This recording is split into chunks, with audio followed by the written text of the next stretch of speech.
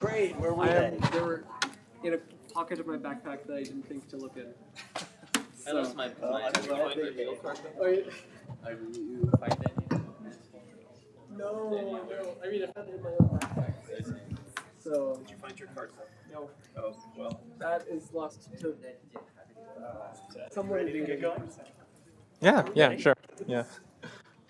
All right, let's get started with the very last session of the week. So Yifan will tell us about 2D CFTs some more. All right. Thanks everyone for coming back. The very last lecture of this very interesting but very eventful 1 week of TASI. So I will continue our discussion this morning to talk about generalized symmetries in two-dimensional CFT. And once again, the symmetries I discuss are not confined just to two-dimensional CFT, but rather they apply to general two-dimensional quantum field theory. And in the subsequent weeks, you will see various generalizations of the symmetries to other dimensions, to our more interesting scenarios, as well as explorations of consequences from these generalized symmetries for constraints on IR phase diagram, RG flows, and so on. Okay. In this lecture, we'll revisit some of the things we talked about in the previous lecture yesterday, as well as this morning, that will give us an axiomatic approach to discover symmetries in dimensional CFT.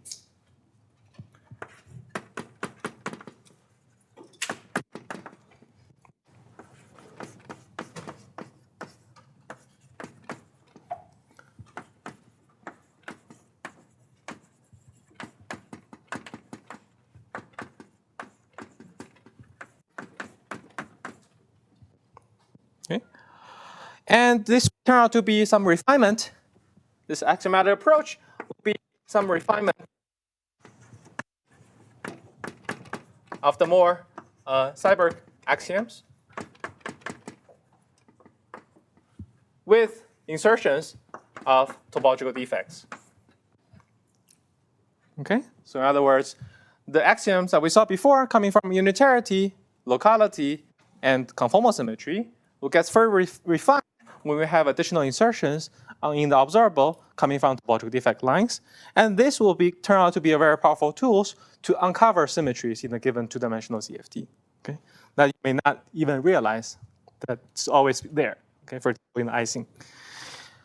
So an important notion of generalized symmetries is topological defects that will be emphasized throughout the course. And the consequence of locality associated with topological defects is that we can associate a defect Hilbert space.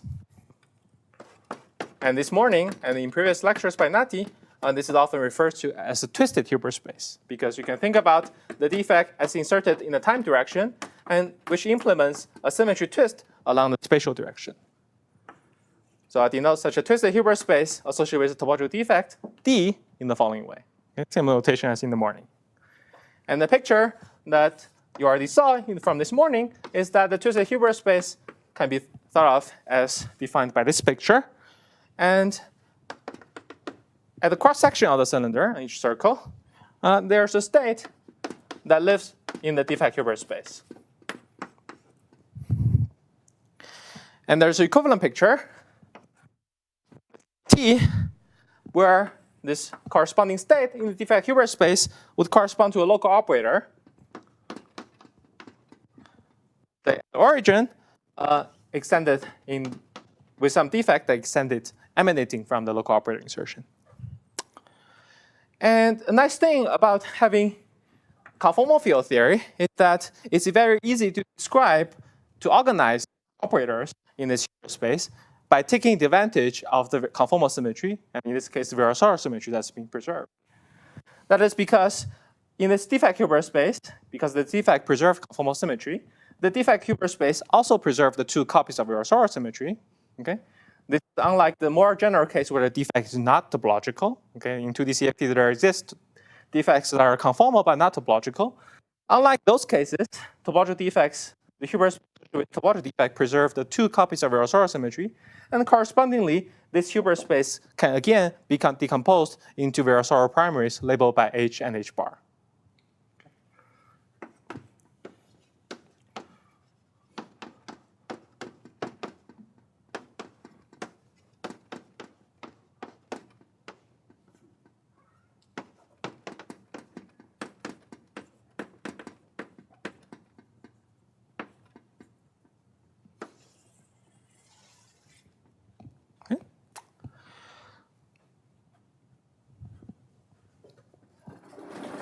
You may ask me, why do I consider, if I'm interested in defect Hilbert space, why am I only considering the case with a single defect twist? Okay.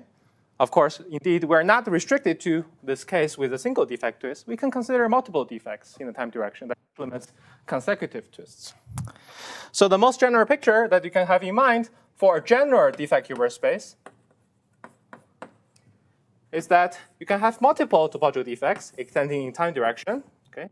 Here I draw 2 of them, but you can imagine labeled by D1, D2. Okay. And again, on the transverse circle, this defines some state in the defect Hilbert space, now twisted by 2 defects, D1 and D2. And this corresponding picture on the plane will be, again, some operator that's twisted in the sense that it's going to be attached to some topological line that emanate from the corresponding operator. But in this case, we will be having multiple topological defect lines that emanate from the same topological operator, emanate from the same operator, okay, which is not necessarily topological. Okay, emphasize that this, in general, will not be topological. It will be topological only if the corresponding scaling dimension has h and h bar both equal to 0, as if it's an identity.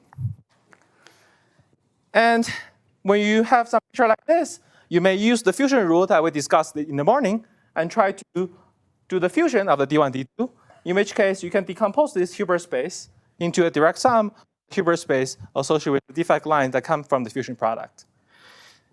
This direct sum structure in the fusion product naturally give rise to direct sum. Well, at the level of the Hilbert space is coming from this natural decomposition for the direct sum of Hilbert space.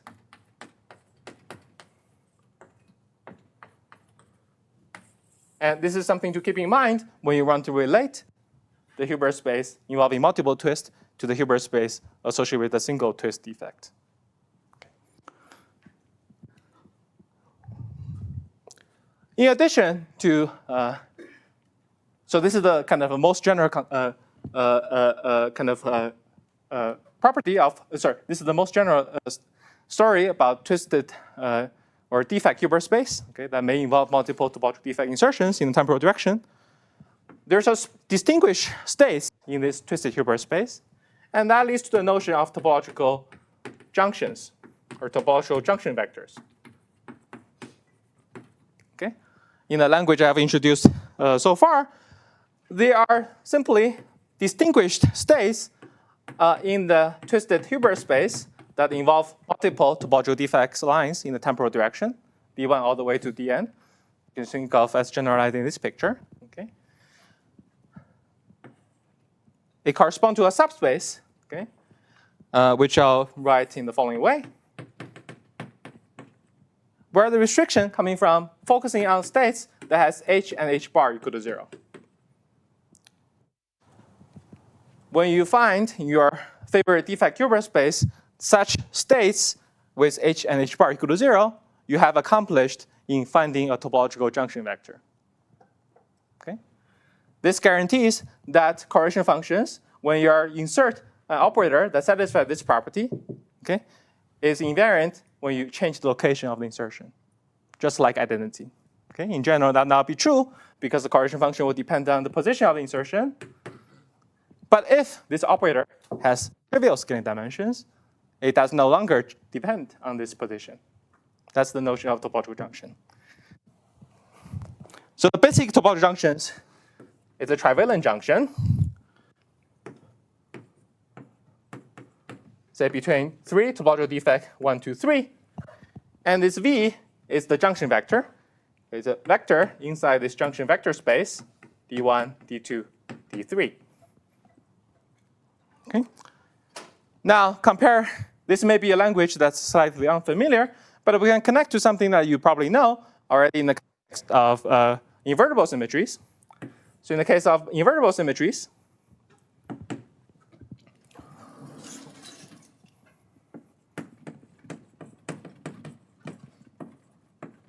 where the defects are labeled by the group elements, this is nothing but the junctions of 3 transition functions, G1, G2, and G3. Okay? And then such a junction, topological junction, exists if there's a corresponding flat background that's specified by these transition functions. And that's the zero holonomy condition around this contractible point.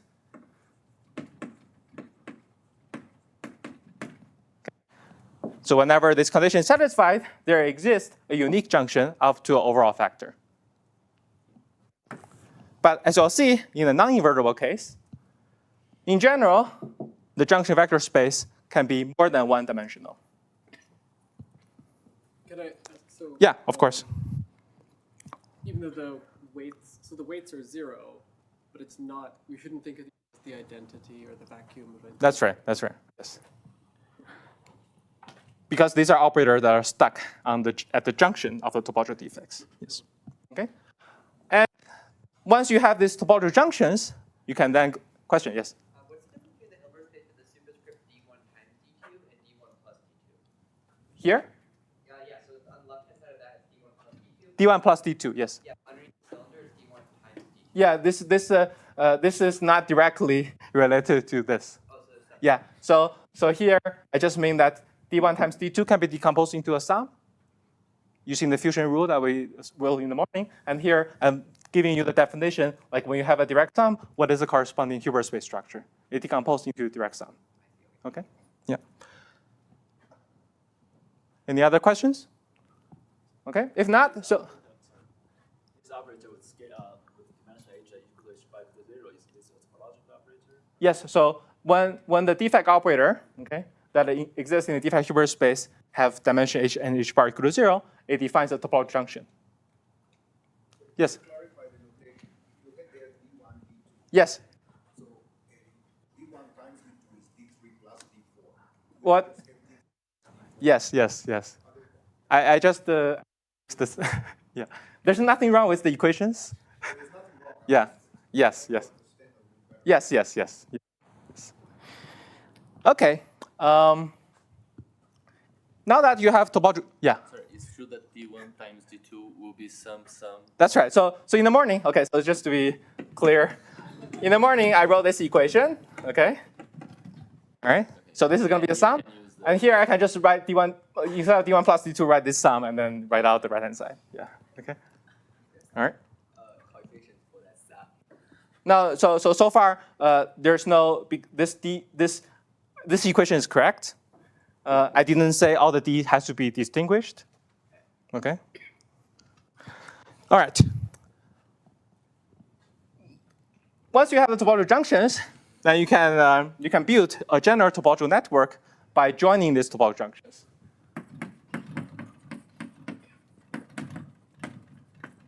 Okay? And the topological property of the topological defects are enhanced when you join them at topological junctions, which means that you are free to change the location of the junctions as well as changing the shape of the topological defects connecting various junctions, as long as you don't change the topology, the connectivity of the diagram. There could be subtle factors that are coming from changing the connectivity of the diagrams, as you'll see, and that's the generalization of the anomalies that you see from discrete group-like symmetries. Okay, so just want to emphasize that point. All right. Having introduced the notion of topological junctions, there's another notion I want to introduce, which is the notion of a dual defect, which will come in handy when we deduce some consequences associated with the fusion rules. The dual defect is defined as the CPT conjugate of a given defect. Well, it's defined as orientation reversal of a given defect. And it has the property that the dual defect for a given topological defect line D, okay, satisfies this property. Okay, so whenever you have a general observable where you have a defect oriented in this way, okay, you can replace it by the dual defect with the opposite orientation. Okay, this is very intuitive for the group symmetry case. What is a simple defect? This is something related to things that some of you asked me after the previous lecture. Okay, the simple defect is a defect such that it cannot be written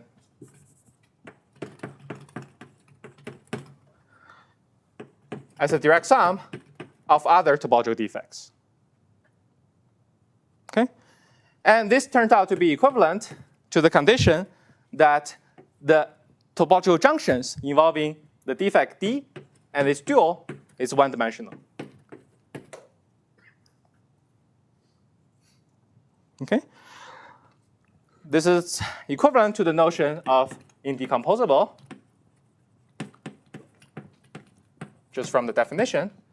So let me briefly tell you why they are equivalent. Okay, so this definition should be kind of intuitive, the notion of a simple defect.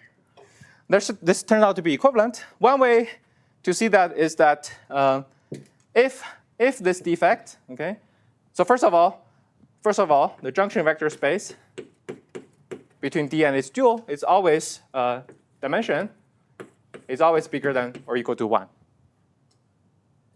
Why is that?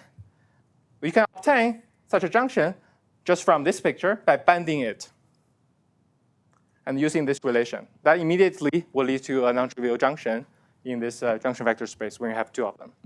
And that topological junction is nothing but moving the identity operator in the bulk, pull it down to the defect D.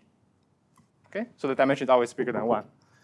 Question, yes? Are the sums typically always finite, or can you also have infinite sums? Very good question.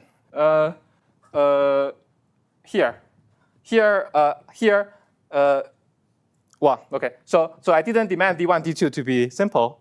So whenever this is not possible, D is simple. So this property doesn't rely on that assumption. But maybe what you're asking is whether there exists a finite set of simple defects. In general, that's not true for a given two-dimensional theory. Okay, but we'll be interested in the simpler case where the symmetry are kind of like a discrete symmetry of finite order. In that cases, we can focus on it'll be a subcategory of symmetries where we have a finite number of simple defect lines. Okay. All right. And so here I showed you it has to be positive, bigger than 1. And for the invertible case, you can argue that it has to be 1. And shortly, we'll prove that indeed, for the non-invertible case, this is equivalent. Okay. But that will rely on some additional argument, which we'll come to shortly.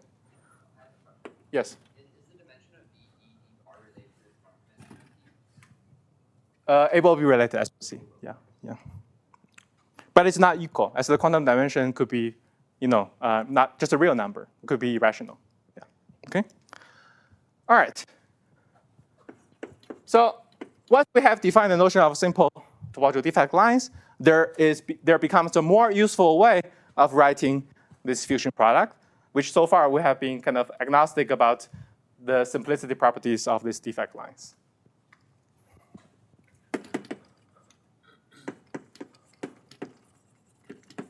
So as you can imagine from your group theory, the most basic fusion rules will be the fusion rules among the simple defects themselves. Okay, fusions of all the other non-simple objects, which come from direct sum of the simple defects, can be deduced from this basic fusion rule. So suppose now we take simple topological defect lines and take their fusion product. Again, it will obey such a relation, and we can further decompose everything in this property into simple defect lines. Okay, so all these ijk are now taken to be simple defect lines. And in the rest of the lecture, we'll take all the defect lines to be simple. Okay? And this is known as the fusion coefficient.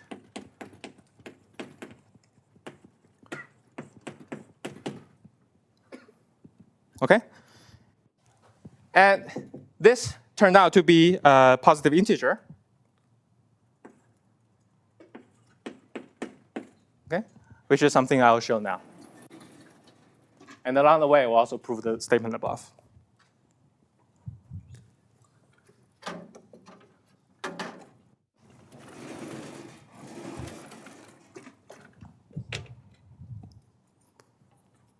Okay.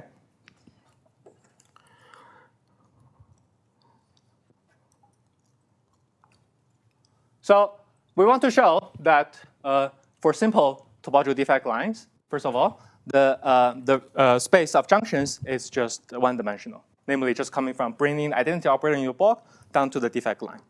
And you can picture it as bending a given defect line. Okay, this, the junction leave it at a corner. This is a common trick that you can use from time to time. You consider, again, the theory on T2. Okay, this size is going to be identified as before. And you insert your topological defect lines like this. You have D, which is some, again, every defect line I'm talking about from now on is simple, and D bar. Okay? And by fusion,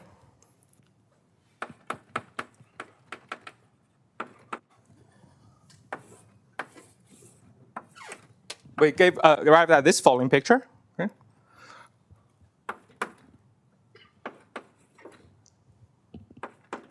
So you can postulate that this fusion involves identity.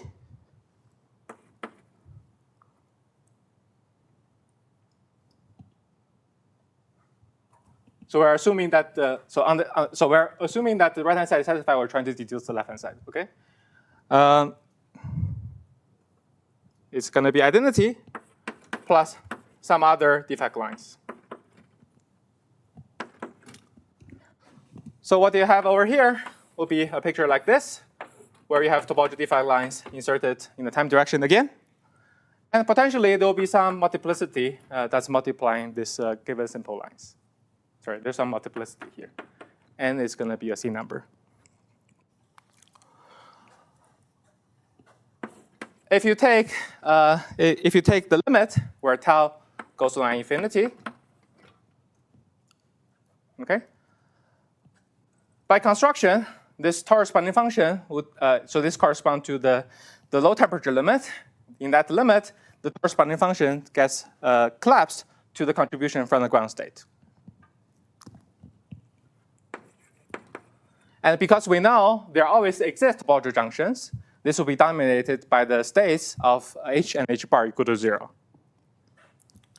So, and by definition, that will be the dimension of this junction vector space times these vectors that's coming from the gradings in the corresponding function.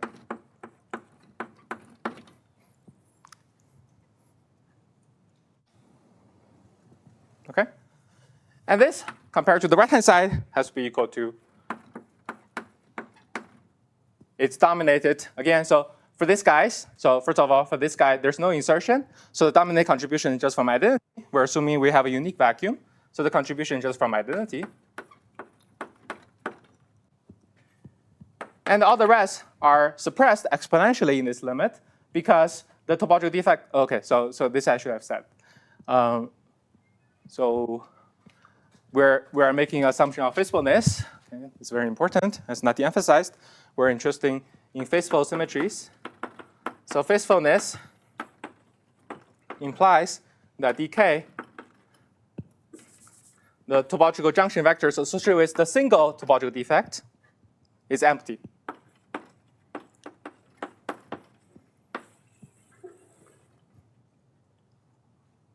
Okay?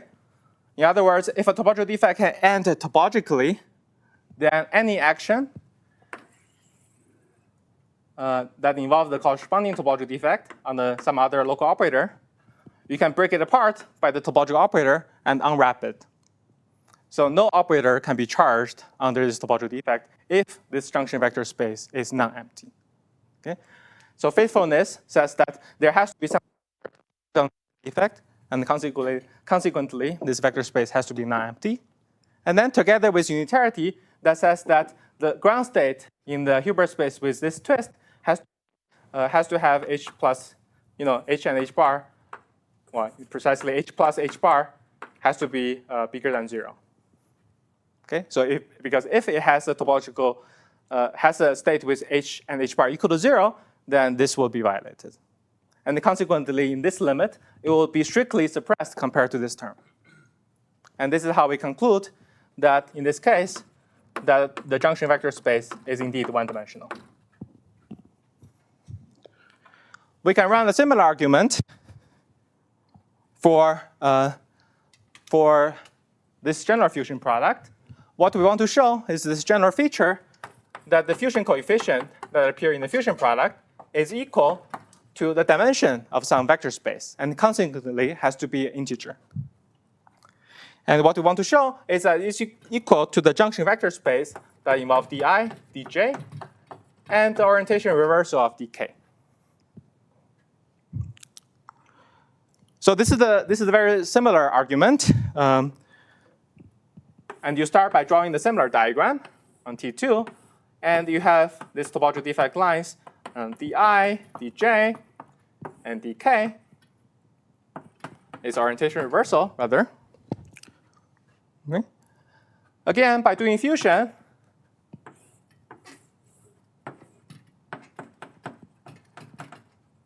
you use the fusion between dk and its orientation reversal, doing that to this equation on both sides.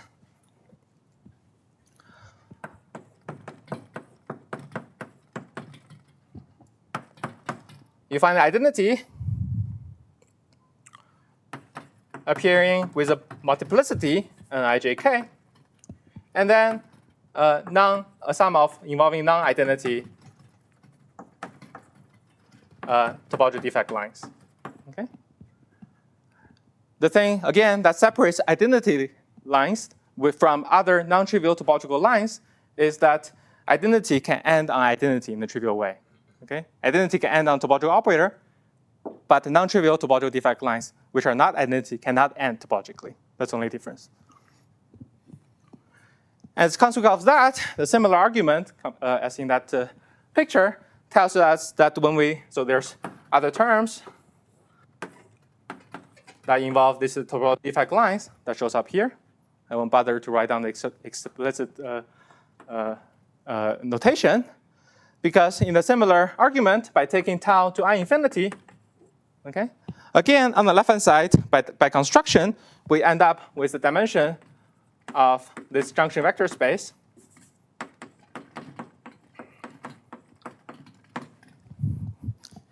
On the right-hand side, so here there's the coefficient, of course. By comparing the leading term, multiplying, again, this q, divergent factor, q to the minus c over 24, and q bar to the minus c over 24, we reach the desired equation.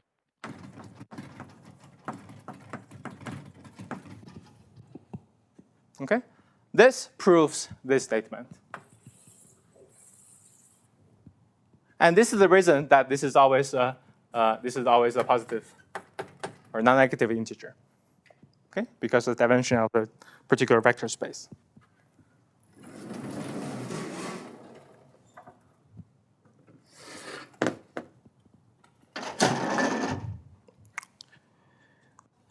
Another interesting feature associated with this junction vector space is that there could be different bases to present these junction vectors, which are the important building blocks to build general topological networks. And the change in the topology of networks is going to encode these anomalies and its generalizations. And this change of basis I'm going to describe is going to be related to how one could change, like the basic moves one can implement to change topology, connectivity of these topological networks. And this is going to be what leads to this notion of associators or F symbols, if you heard about category theory. But if you have not heard about it, don't worry. It's not necessary to describe it in those language.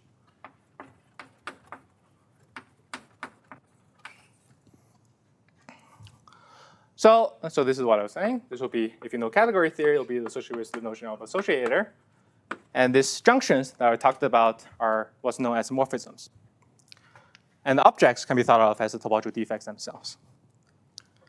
So here, we want to focus on a particular junction vector space. For example, the one that involves 4 outgoing topological defects, 1, 2, 3, 4. Okay. So this will be some topological junction that you can picture let me put a bar, so it'll be easier for me to draw the arrows. It will be something like, look like this, where I have topological defects, 1, 2, 3, 4, okay, as follows.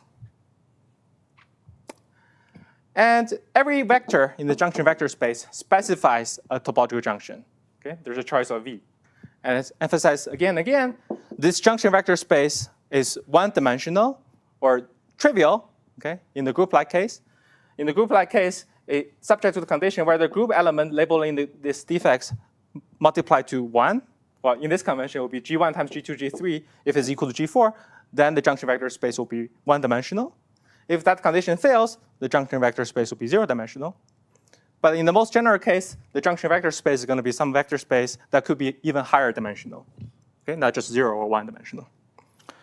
And because of that, okay, unlike the group theory, unlike the invertibles case, there could be an interesting change of basis in this vector space that involves a matrix, okay, than just a phase. And that matrix is related to what's known as F symbol. So where does that matrix comes in? It comes in a particular way to represent this junction vector space. So it corresponds to a consequence. It can be thought of as a consequence of topological property of this particular configuration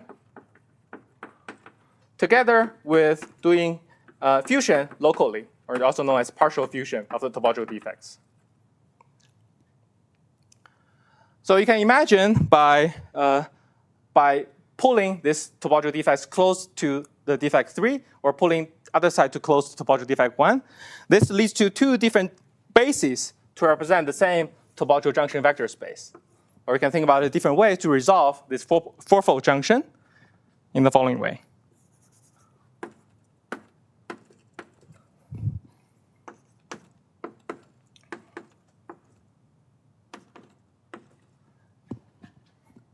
Over here, there's a potential choice of the internal leg, which I label as A. That labels the corresponding simple topological defect that may form a junction with 2 and 3. Similarly, over here,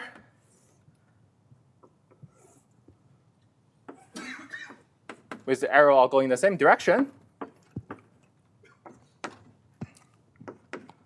we have a different basis to represent the same junction vector space by resolving this fourfold junction in this way. And this naturally comes about when you pull this defect 2 towards 1 and then apply partial fusion between these two. Okay? And because the fusion between 1 and 2 may involve more than one topological defect, and that is taken into account by this extra label B. And similarly over here, A. Said differently, we have represented this junction vector space in terms of basis of threefold junctions in two different ways. Over here, every vector over here can be expanded into tensor products of threefold junction vectors here, junctions vector here, together with the choice of A. We have a similar but a different representation of the basis for the fourfold junction in this picture. And because we're talking about basis for the same junction vector space, there needs to be a linear transformation.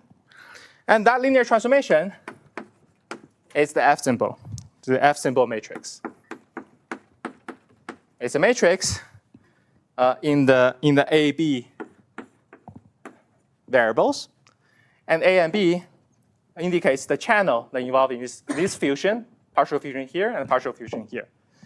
And in the case when all the symmetries defects involved are invertible, A and B can only take at most one value. And that gives rise to the usual phases that you saw in Naty-Stock. Okay? And also this morning. So these F symbols, in addition, obey non-trivial constraint. Okay? This I will not describe in detail. Okay? These F symbols themselves are further constrained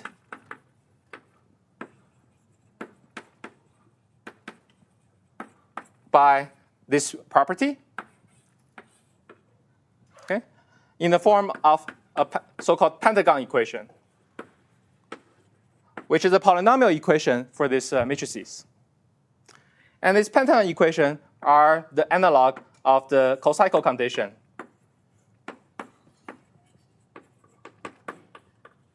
For group cohomology.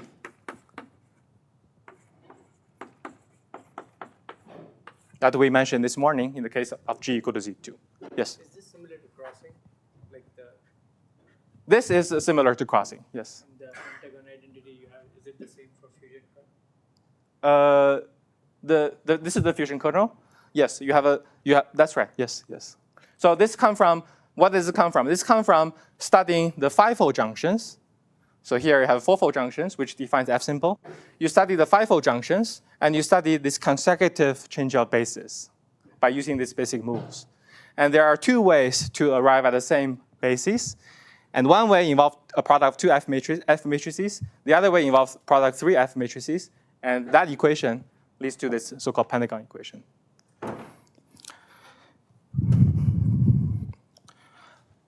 Instead of writing down the pentagon equation explicitly, let me just emphasize this equation is extremely powerful. And it's proven by mathematicians that if I can restrict myself to the case I have a finite set of simple topological defect lines, the solution to these pentagon equations are discrete.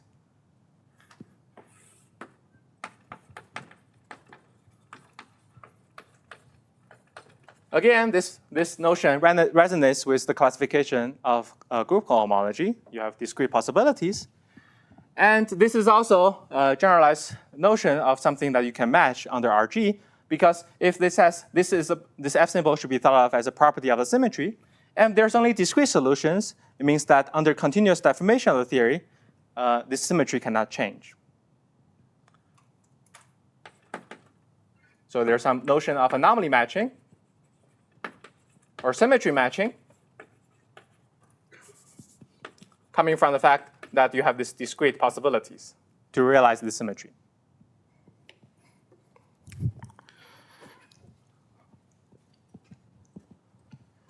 One other thing we talked about in the morning that is very important about symmetries is how symmetries act on not just local operators, namely operators correspond to states in the Hilbert space, vanilla Hilbert space on S1, but also how symmetry acts on operators in the twisted Hilbert space. Because that encodes finite structures of symmetries, for example, anomalies of group-like symmetries. And as I emphasized, the anomalies of group-like symmetries is generalized in this general discussion by these non-trivial F symbols, which are generally matrices. So correspondingly, by studying how symmetry, the generalized symmetry acting on the twisted Hilbert space, we'll be able to detect information about these F symbols, which I emphasize is a feature of symmetry. Can I ask a clarification? Yes. So the symbol is a change of basis of the Hilbert space of the 4 junction. That's right, yes. Yes. Now we come to how this general symmetry act in the defect twisted Hilbert space.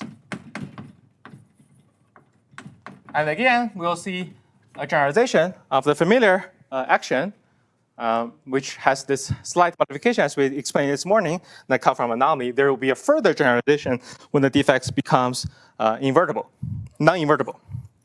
So again, the picture you can keep you already this morning is that imagine you have a topological defect in a temporal direction, okay, by D1, that implements the spatial twist. You can consider on top of that some other topological defect, which we call D2, okay, that act on this Hilbert space. So let's label the corresponding state in Hilbert space by phi as before. Okay, so this defines some action. And so this also can be represented by this picture as before.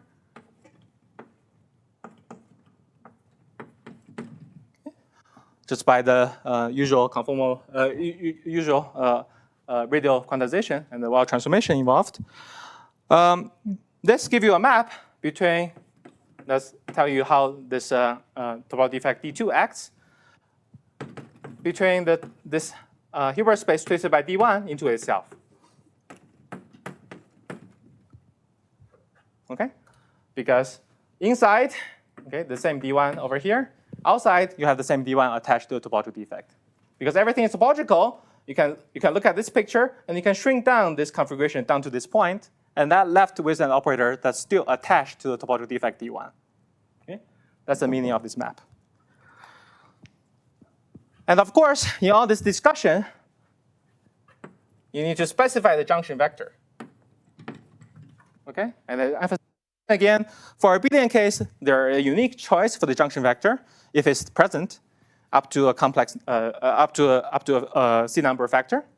In this non-invertible case, there typically there could be higher dimensional junction vector space. There could be multiple linearly independent choices.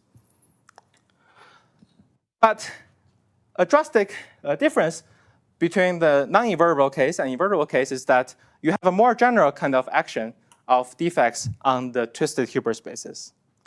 In addition to action that keeps fixed the defect Hilbert spaces, the non-invertible case also allows maps between Hilbert space that are twisted by different defects. So where does that come from? We can generalize this picture. Once you see this picture, you can generalize it in the following way.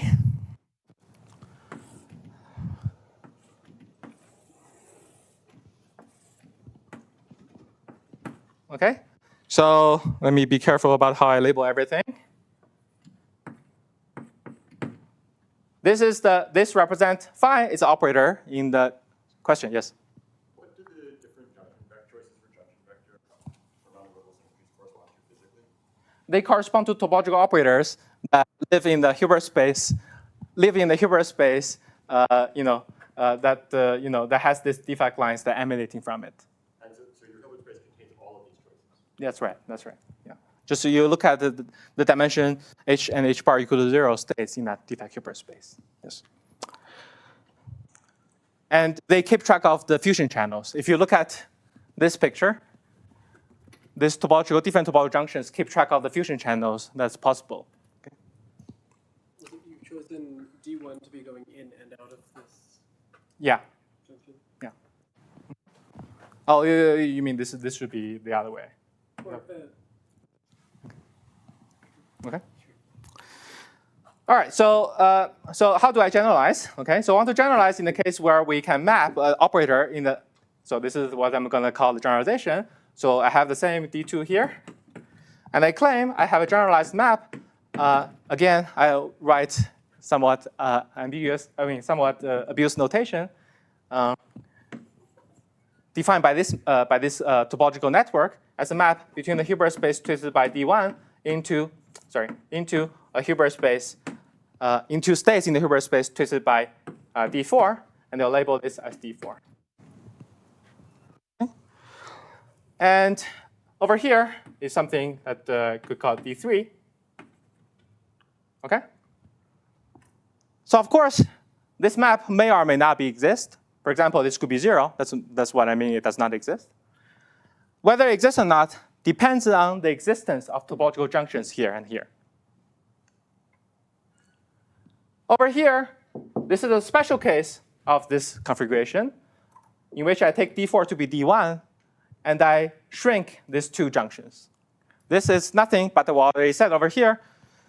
Okay. Again, it's a different way to resolve it's one way to represent the junction vector space by this resolution. We're doing the same thing over here.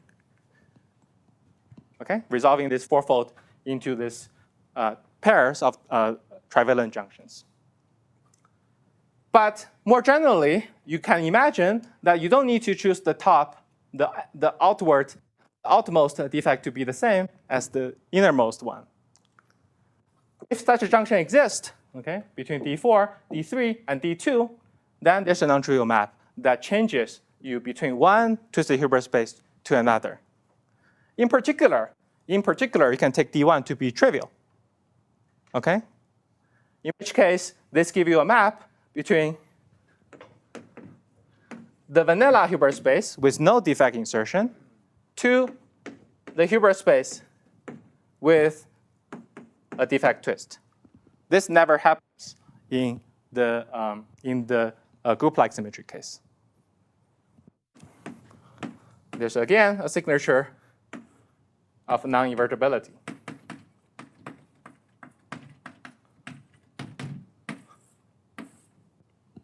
Okay. Means that we need to shrink this smaller radius or what? To get this result, we need to shrink. No, just take D1 to be trivial. Yeah. So why is that? In a group-like case, this never happens. This map is always trivial. It's because if D1 is trivial, if in the group-like case, D3 must be the same as D2. Okay? Then D2 goes in over here, and then this must be, so D3 must be the same as D2. So you combine D2 over here and D2 over here, it implies D4 has to be trivial. Okay? So such a map will not exist if all the symmetry defects involve group-like, D4 is not trivial. That's a quick way to see that.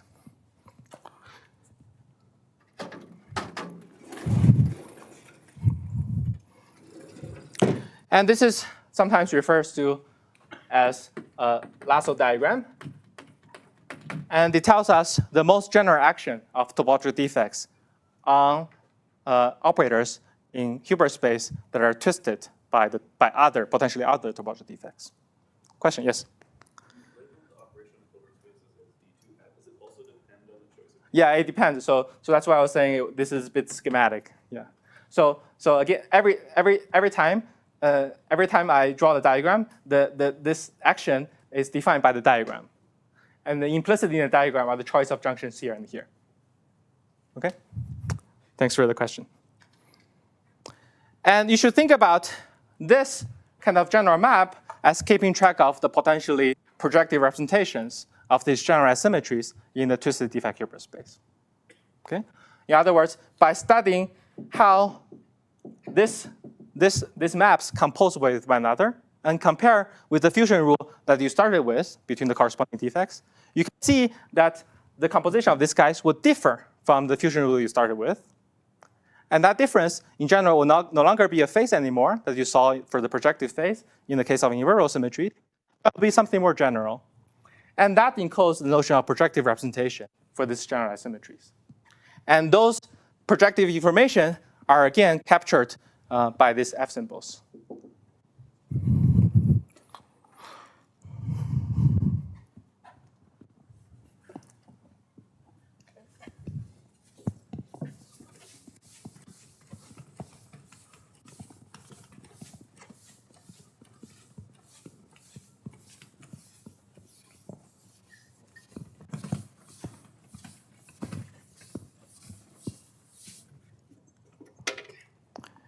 All right. So having introduced these basic ingredients, if we want to complete the specification of the axiomatic approach to symmetries, to symmetry-enriched CFT observables, let me list what are the basic CFT data that generalize the CFT data we introduced before, namely the OP coefficients and the Hilbert space on S1.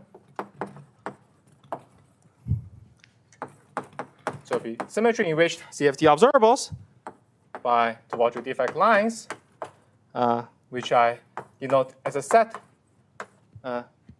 generated by the simple defect lines denoted as DI. Okay? So again, the conformal data before this symmetry enrichment consists of the Hilbert space on S1 and the OP coefficient. All the states, all the operator correspond to the states in this Hilbert space. Okay.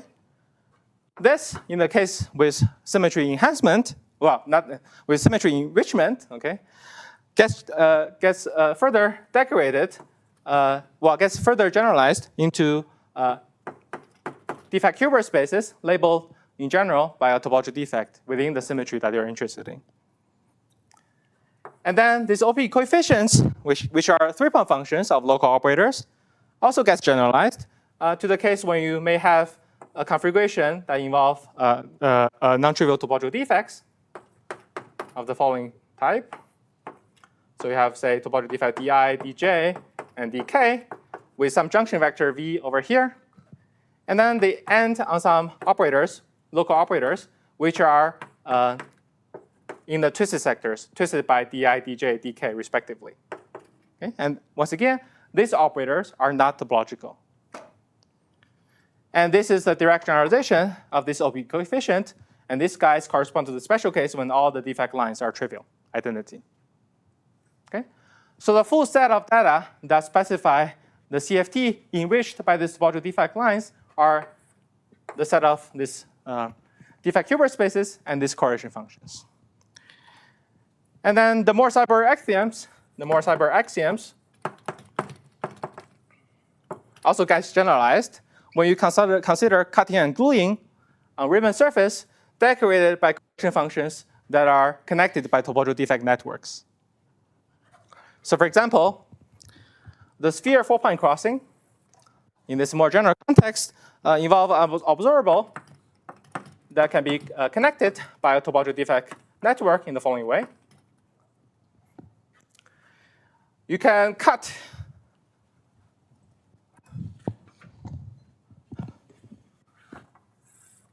along this circle, okay? And by inserting complete set of states in this Hilbert space and using the fact that each of the blocks on the two hemispheres are determined by these basic objects, that gives you one way to represent this observable. But there's a different way to represent the same observable, where you first using this change of basis, so-called F move, on the defect network without touching the local operators. This allows you to look at the picture in the following way.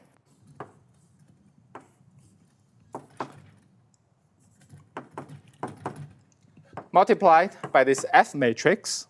Okay, so the F, this legs is going to be sum over contracted with the one index of F matrix, the A and B over there. And then we can cut across this circle. And this gives you a different way to represent the same observable, where the F matrix is also present, in terms of these basic building blocks. And correspondingly, like before, we have a non-trivial relation that relates to different representations of the same observable. And that's the generalization of the 4-point crossing relation in the case of the symmetry-enriched observables. And there's a similar relation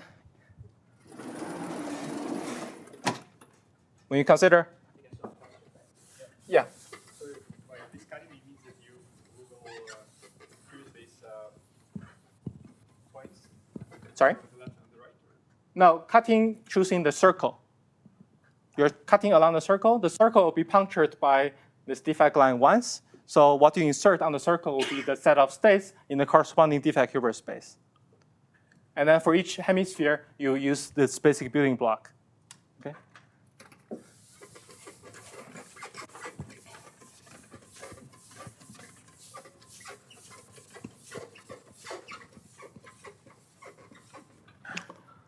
There's similar generalization for the modular covariance of 1-point function. So again, represented as a torus. This is your torus. Opposite sides identified. Okay, I don't really know what the trigger is. Maybe someone has discovered a pattern. So, sorry? Just switch off here. I did. Yeah, I did. I looked up on Google how to switch it off, and I did even before the first lecture. So you consider a topological network on the torus. Okay, all the opposite dots are connected, and these lines could come from different simple lines, and this network is going to be possible if the topological junction exists. Okay, and as usual, I'm leaving explicit the specification of these junction vectors. Okay, but there's a definite choice. And you have some potential local operator inserted, say, here. The modular covariance property says that this is equal to the modular transform up to some phases in the same way that I described before, very much in the same way as described before, okay? Where you're essentially just rotating the graph associated with topology defects by 90 degrees. So if I represent the graph of the topology defect as a gamma, okay, and the one corresponding to the rotated graph as S of gamma, the precise relation is something like this.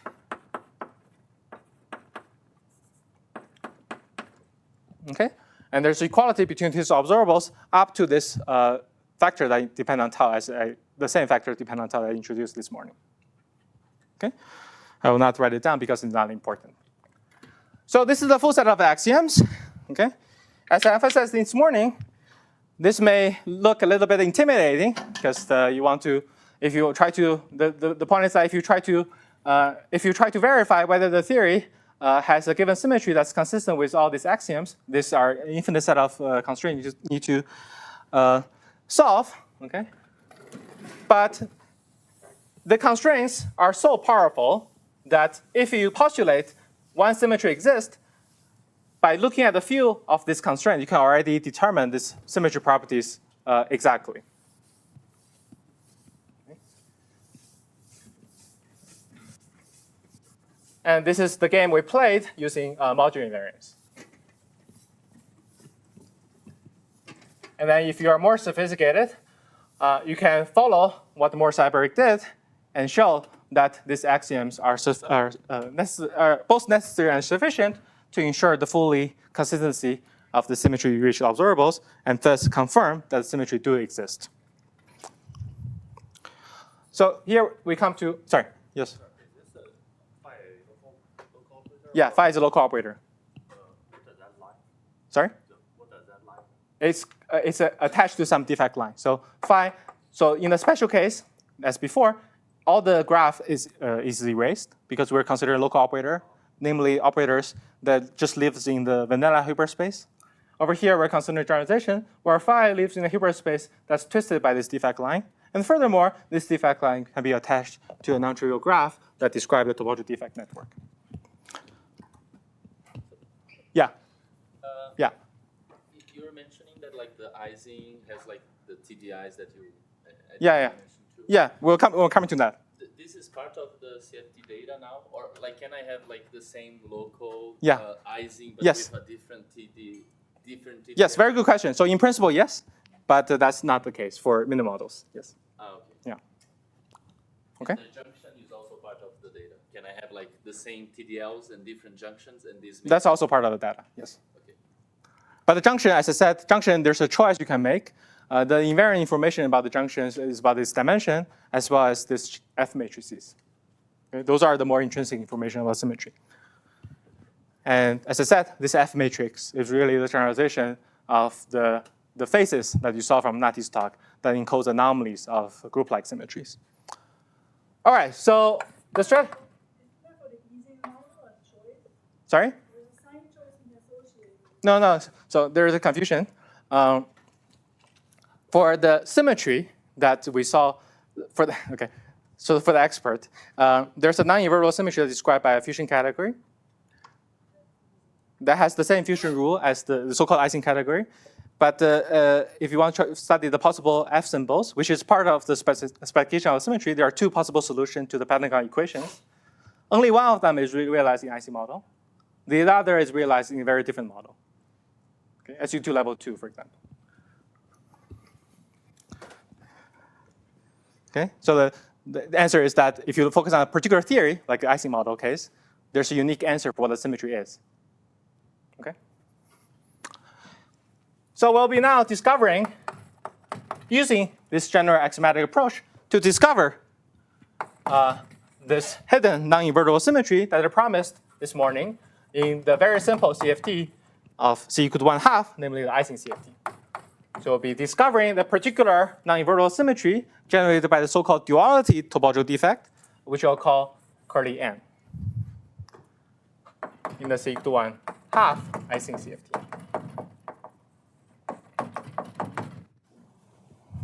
Okay? And the way to do that, we'll make use of this property too, okay? In a very simple way, where there's no local operator insertion, and the topological network we're going to look at just involves a single single spatial insertion of the putative defect, which is called D. So again, this is on the torus. And this will define as the Pauli function with the superscript emphasizing that the defect is inserted in the spatial direction. What does that equation tell us? That equation tells us, in the special case, that this torus Pauli function, where the graph is rotated by 90 degrees,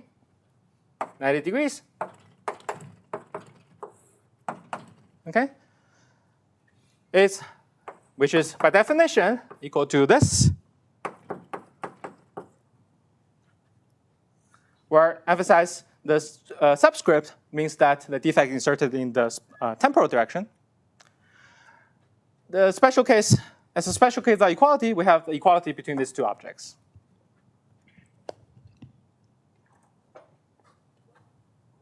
Yes? So let's say we can solve for this defect using this equation. Is it obvious that whatever solutions you satisfy this general condition? It's not obvious at all. It's not obvious at all.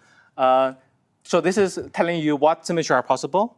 You have to further check that all the other axioms are satisfied. But in the cases I'm talking about, there is a hidden, again, a 3D TQFT construction. And using the structure of the 3D TQFT, every of these axioms are actually solved. Yes. Okay. But this will tell you what symmetries are possible. There's another question? All right, so we can spell out what are these objects that show up on either side. This on the left-hand side, we just have the topological defect, putative topological defect, which we don't specify at the moment, acting on the Hilbert space with no twist. So what it does, as we discussed before, the sort of general principle, is it calculates something like this.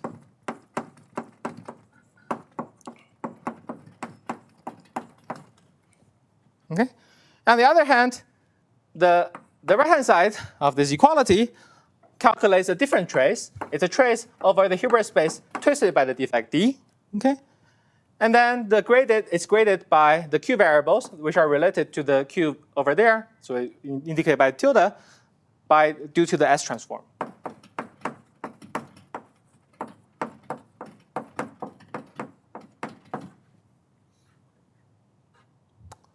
Okay. Now remember that the Hilbert space, okay, is graded. It can be decomposed into the primaries with respect to the Virasoro symmetry. And in the sig2 case, the primaries with respect to Virasoro symmetry has h equal to 0, a 1/2, and 1/16. Okay. And in the vanilla Hilbert space, each of the scaling dimensions comes with h bar in a diagonal way with unity degeneracy. So we know immediately an ansatz for the left-hand side, which is nothing but some coefficients multiplying chi0 squared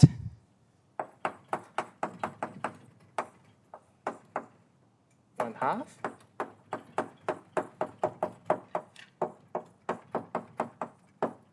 like this. Okay. The point is that there's a unique operator of a given scaling dimension.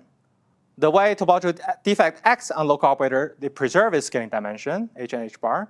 So only possibility is to act diagonally, where the eigenvalues are labeled by a1, a1/2, and a1/16.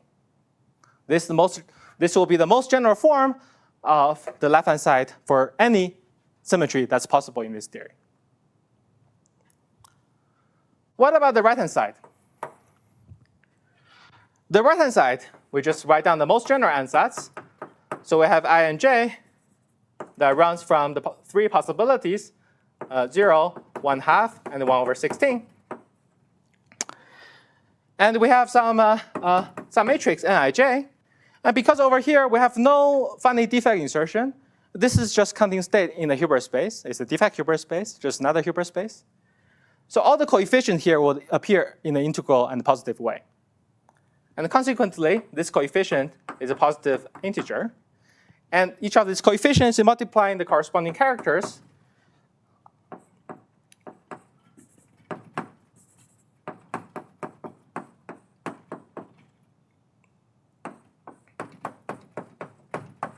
in this way. Okay? So this is the key equation. It looks like a random equation. It looks like it's not too powerful. But the power hides here the fact that these coefficients are positive integers.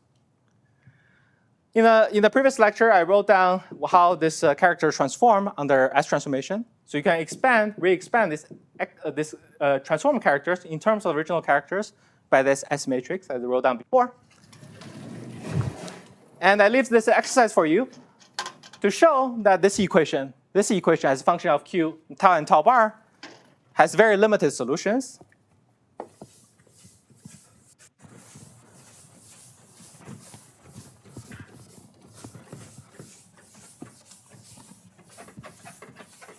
One solution should be obvious, just coming from the modular invariance property of the Ising CFT, which we discussed earlier.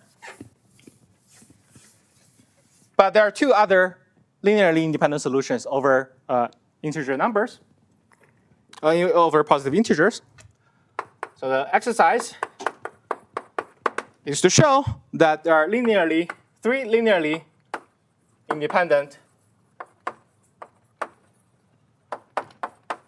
again, linearly independent over positive integers solutions. The first solution is when all these coefficients are equal to 1. Obviously, this equation is satisfied in that case. Okay? Where this Nij is nothing but the diagonal delta Ij that coincides with the modular invariant of the Ising. Okay? But there's a more non-trivial solution that corresponds to AI equal to 1, 1, and -1. And you should recognize what is this symmetry. This is nothing but a Z2 spin symmetry, Z2 reflection symmetry generated by this topological defect line eta that we call eta before, because this is the symmetry transformation, a putative symmetry transformation that preserve. So this corresponds to acting on identity operator. This corresponds to acting on the energy operator. This corresponds to the action on the spin operator. Okay? This is precisely what you expect for the spin operator, for the action of the Z2 symmetry on the spin operator. And what's interesting is that there's another solution, and this is the last solution that's linearly independent from the others over positive integers. And the last solution takes this slightly unconventional form with non-integers showing up. Okay? And this is what leads to this duality defect.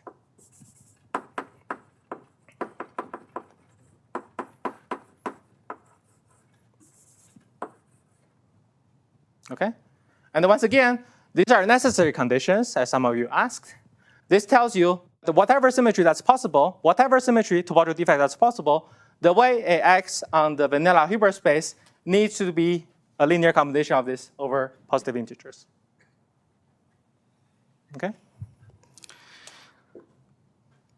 So without going into the proof that this is actually a topological defect that solves all these conditions, let me just assume this is the case and deduce some consequences. Okay? And this will allow us to explain some of the puzzle that I presented this morning about word identities. And this will also explain a secret property of the Ising CFT that some of you may already know, known as the Kramers-Wagner duality. Question? Yes? So what do you mean by the integer? Is like the solution, linear, composition of integer? Like I see the AI has. No, so linear independent over integers means that any solution will be combinations of these three solutions where the coefficients are positive integers. Yeah. Okay. This is coming from the fact that topological defect lines have an additive structure, but you can only add them. You cannot add with a fractional coefficient.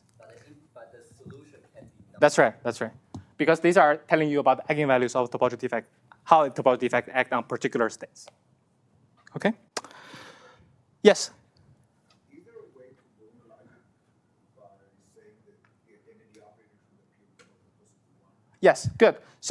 So throughout the talk, I've been assuming that our topological defects obey this locality condition. Namely, when I cut when I look at the Hilbert space that's cut through by this topological defect line insertion, this Hilbert space better have a Hilbert space interpretation. Namely, if I compute the thermal bonding function by compactifying this cylinder into a torus, I better find integral coefficients. I understand the integral coefficients. If you're looking just at conformal blocks, there's another thing to normalize the whole thing. Yes. The identity appears with coefficient of 1. It's another axiom. The identity is only 1. So that might not be the discal respect, but maybe the twisted one. Maybe when you put it as an operator, there might be some normalization condition. Sorry, let me make sure. So the defect is whatever it is. Okay, the D induces this action D hat by this relation, this equality. So maybe you want to say is that relation between D hat and that diagram may involve extra factor. Is that what you have in mind? That's right. Yeah. Okay. So that would be a choice. Yes. But I find it convenient to kind of translate between this picture and this picture just with the hat instead of additional number. Okay. But it will not change the. I can use your dictionary to introduce the relation between D hat and D. It will not change the consequences of this symmetry.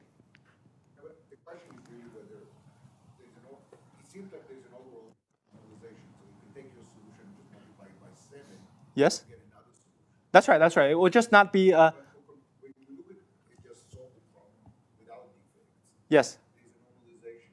That's right. Yes. The identity appears with coefficient 1. That's right. Yes. And what's the analogous here? Oh, the analogous condition, you can impose such a condition by requiring, say, the ground state in the defect Hilbert space to appear with a unit degeneracy. You could make that choice, but I'm not making that choice here. Okay? And sometimes it's not good to make that choice, right? Because sometimes there are, coming from anomalies, it's required to have non-trivial degeneracies. Right, but in the cross channel, there should be something about the normalization in the cross channel. Oh, yes. In the cross channel, I'm already using the fact that, sorry, by cross channel, you mean the left-hand side or the right-hand side? The one with the operator X. Yes, in the cross channel, I'm already using the fact that identity appears only once, with 1. Where do you use it? For example, let's see. So of course, when I say linearly independent solutions, that doesn't use that fact. Right.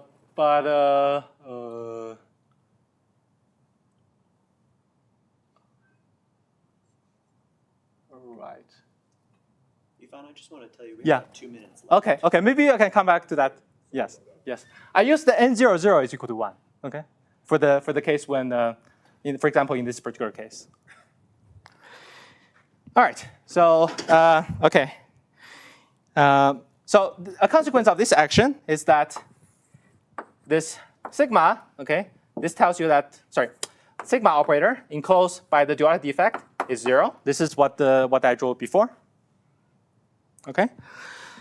And from these relations, you can also deduce, so this is identity defect, this is symmetry defect, this is duality defect. You can also deduce the diffusion rule that will be consistent for this 3 non-trivial defect, takes the following form.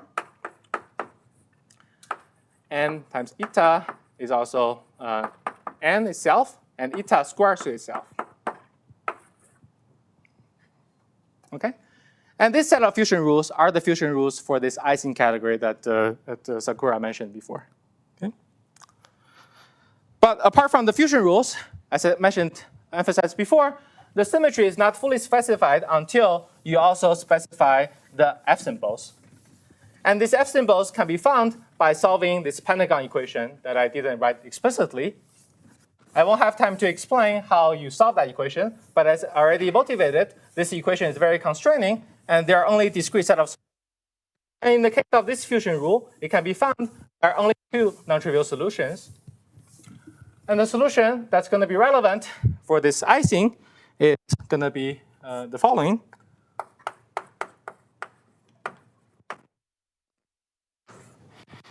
It says that when I have, so here I'm always representing the duality defect with a straight line, a solid line, the Z2 symmetry defect with the dashed line, and the identity line, I just do not bother to draw it.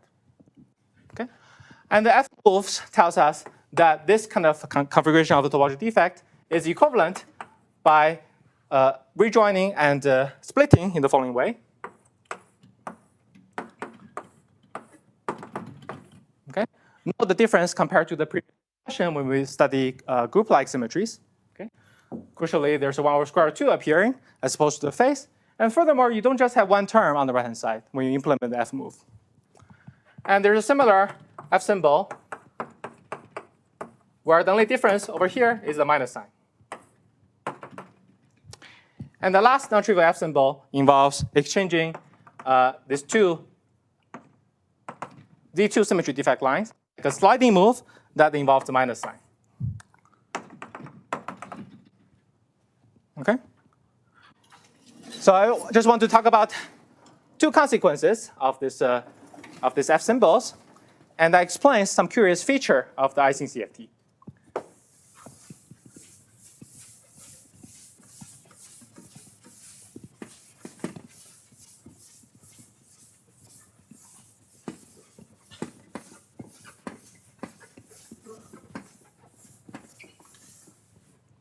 Okay.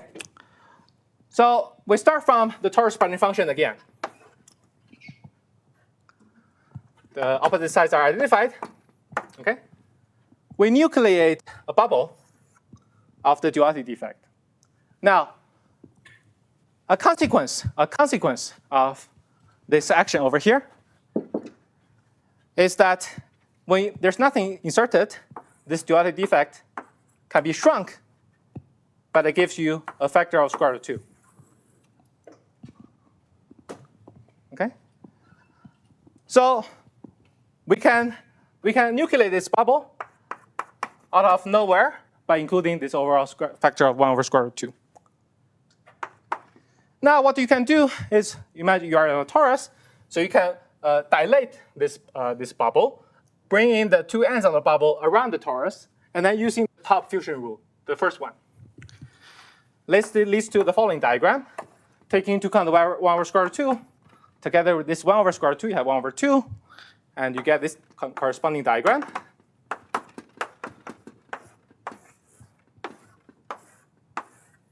Okay? Correspond to the two terms involved in the fusion. This diagram is very simple.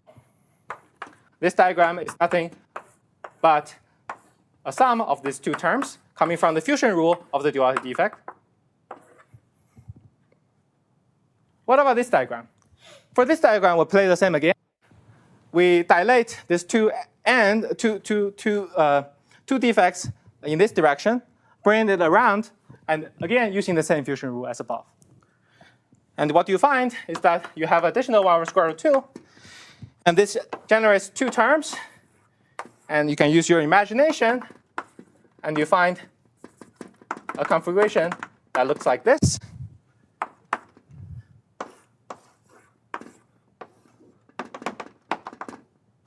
Okay, where the circle in the middle is what's remaining of the duality defect. And then you can then shrunk the duality defect, and then that, let me just change over here. That cancels the square root 2.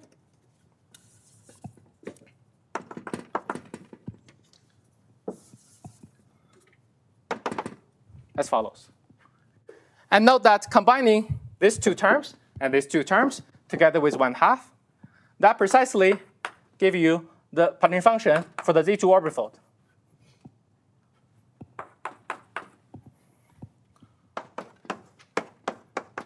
Okay? So what does this tell you? It tells you that the theory, if it admits such a topological defect, okay, the topological defect has to satisfy these F symbols, and correspondingly, the partition function will need to be invariant under Z2 gauging. So a direct consequence of this existence of topological defects is that the theory Ising is isomorphic to the orbifold by the Z2 symmetry generated by eta. So we're 5 past, so we need to wrap up. Okay, right. Okay, so let me, okay. Right. So let me just briefly mention how to resolve the other puzzle. And you can ask me afterwards for details.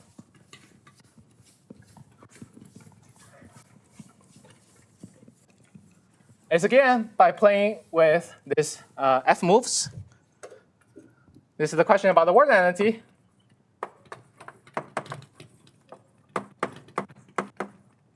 Okay. So we know that this 3-point function is not 0 just by solving the bootstrap equations.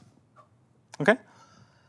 And what you can do to play with the word identity is to consider a topological defect line labeled by n encircling these two insertions and epsilon over here.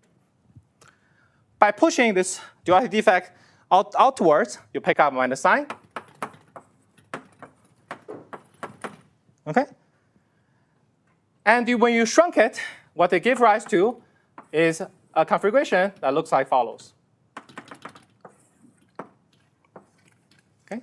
Previously, we were confused because when you look at just the action of the topological defect on sigma, without looking at potentially its action mapping into other twisted sectors, it would seem that left-hand side will be 0, and then you have a contradiction. But you have to remember that when you manipulate this picture by fusing the two ends of this diagram using the fusion rule of